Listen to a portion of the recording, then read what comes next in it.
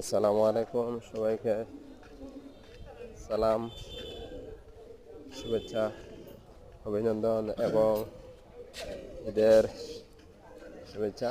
ঈদ মোবারক সবাইকে। এটা আমাদের ঐতিহ্যবাহী চারাপাশা বাজারের মেন রোডের দৃশ্য। আসছিলাম এখানে গরুর বাজার দেখার জন্য, গরুর ভিডিও বানানোর জন্য। তো তারপরে দেখলাম যে এরকম দৃশ্য, এই দৃশ্যটা আপনাদের মাঝে তুলে না ধরলেই নয়।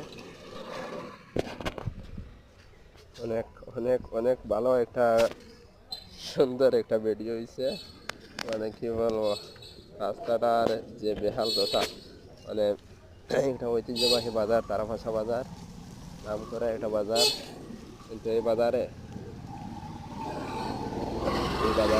রাস্তার এই অবস্থা দেখে প্রায় আমি হতবাক। এখানে হাঁটু হাঁটু পর্যন্ত পানি রাস্তার মাঝে। গত 2 দিন আগে বৃষ্টি হয়েছিল, সেই বৃষ্টির পানি এখনো জমে আছে। এই যে কি সুন্দর লাগতেছে, হায় হায়, এটা ছমুনা এই অবস্থা। এই যে দেখেন, আমি গাড়ি থেকে নেইবা কীভাবে আমি পারাপার হইতেছি। মানে আমার ভয় লাগতেছে যদি পানি কাদাতে পইরা যায়। এইটা ভেবে অনেক আস্তে আস্তে হাঁটছি।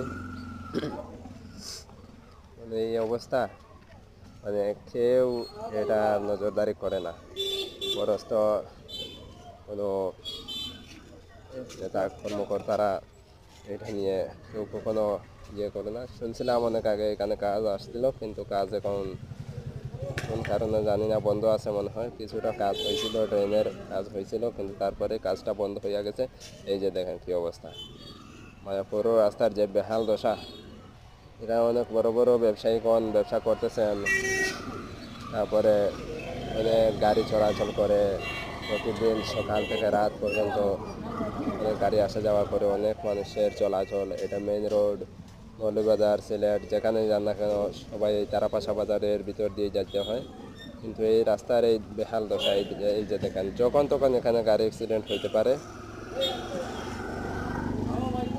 এখানে যখন তখন গাড়ি, এই যে ছোটো ছোটো গাড়িগুলো আছে, এগুলো যখন তখন অ্যাক্সিডেন্ট হইতে পারে। কিন্তু এটা নিয়ে কেউ কোনো ভালো একটা উদ্যোগ নেয় না।